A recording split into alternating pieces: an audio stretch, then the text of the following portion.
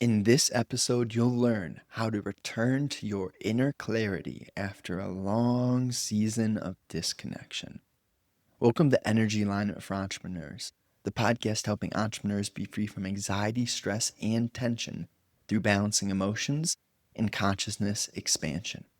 3 things you'll discover today: how reconnection begins with honesty, why numbness is a signal and not a flaw, and what to do when you feel far from who you were. Now, if we look at the essence of a long season of disconnection and starting to integrate honesty back into your life, we have to look at the sources of that disconnection. And some of the most frequent ones, what are they? You know these pillars of overindulgence or poor nutrition. Could be both. A high volume of low quality input. Even you could take food as that topic. You could also take information as that topic. And the honesty in relationship to every moment which strengthens disconnection or encourages weakness. This honesty, it will stick, but it's so much better to have a short-term sting than a forever numbness.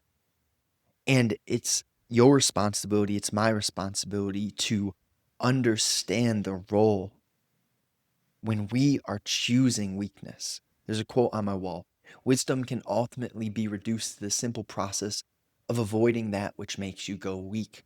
Nothing else is really required.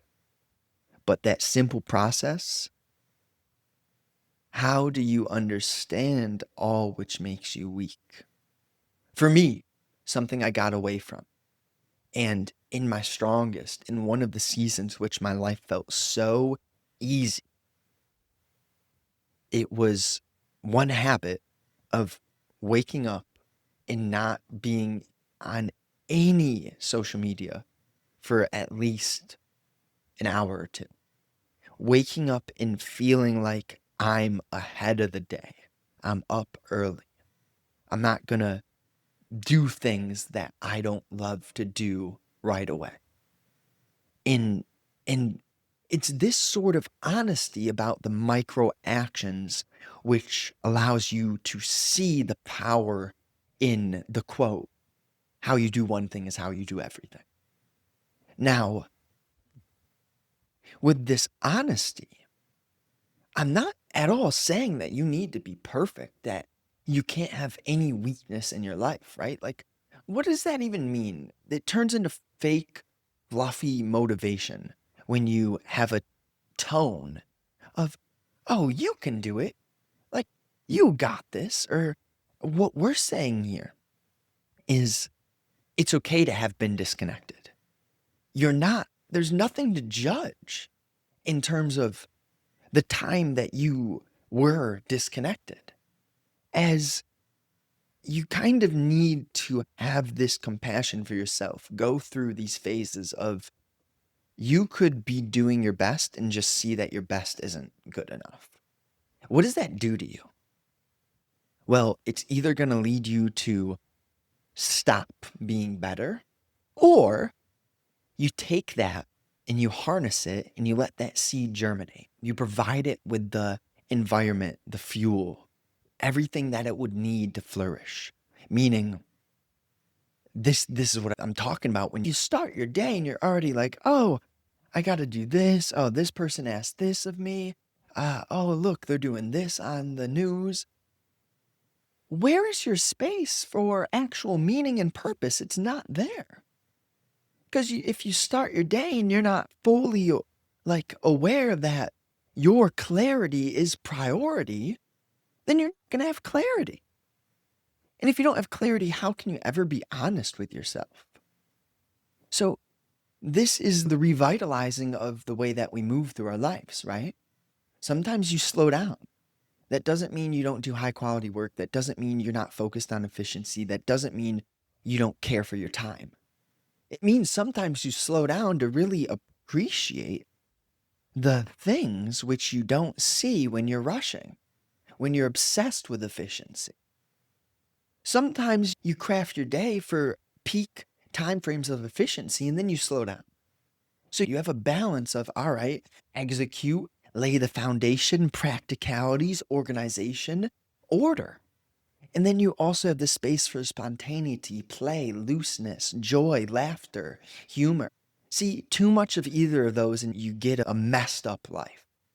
Too much order, achievement, ambition, you're done for. Too much play, humor, laughter without the other end. You know, it's the yin and yang, it's the masculine and the feminine, whatever you want to say, whatever you want to call it, it doesn't matter. Those are just words. The truth is the truth, and you can feel it in any single human being who has that energy, that essence, that space, that freedom running through their veins. So, why numbness is a signal and not a flaw? I'm mad at you for walking into a place of where you found yourself disconnected and numb. We all must touch the rock bottom. We all must go to the depths of hell. And then you see that in yourself, you realize you change your states of being, whether you call it a appendage point, whether you call it your vibrational frequency, your state of being, your mood. You have the power to be aware of your thinking and your feeling and your acting. And when you harness the responsibility for realizing you're the author of your story and your story is shared through the vehicle of moments, and your moments come down to your thinking, your feeling, and your awareness of how thinking and feeling gets created via memory, knowledge, and experience, all composed within this identity, which is me, Justin Matthew Igliscus. Insert your name, your family, your circumstance. Can you understand that you're so much more intelligent than the self-centered thinker, but that thinker is still of value, that non-duality is bullshit, and yet it's the truest thing that there ever is?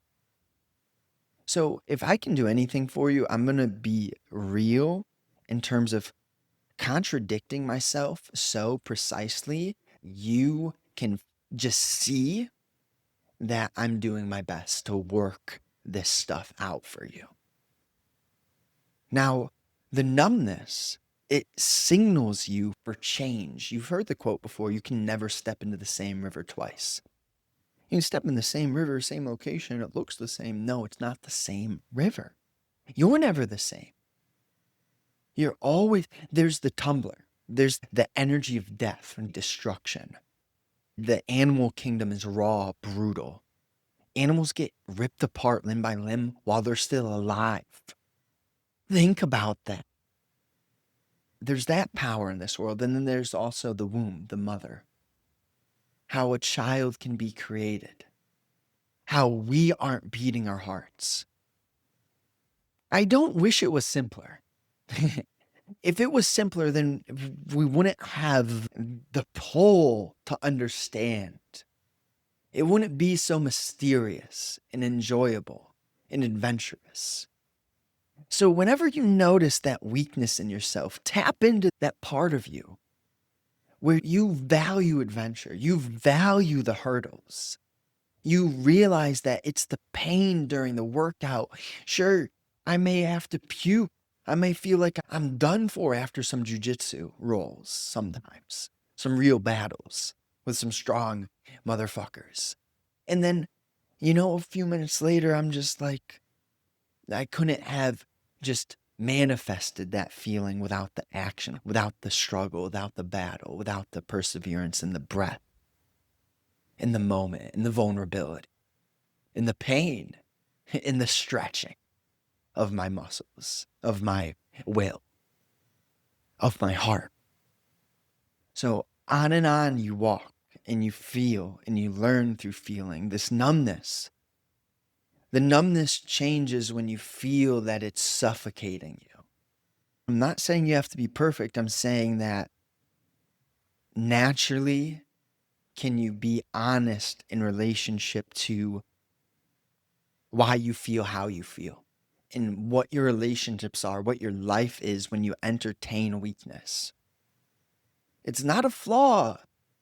Regret is a signal. When you regret things, it's your consciousness showing you, like, what if I just didn't waste my energy on that thing? Then I wouldn't have this energy being perpetuated in terms of regret. And you'll still do things that you regret. You'll see something, you'll regret it, you'll stop doing it, you'll be in harmony, and then somehow life will get you. And when I say that, I'm not saying that there's anything wrong with that. I'm not saying that it has to get you. I'm just saying there's no need to judge yourself if you've been got. But can you learn?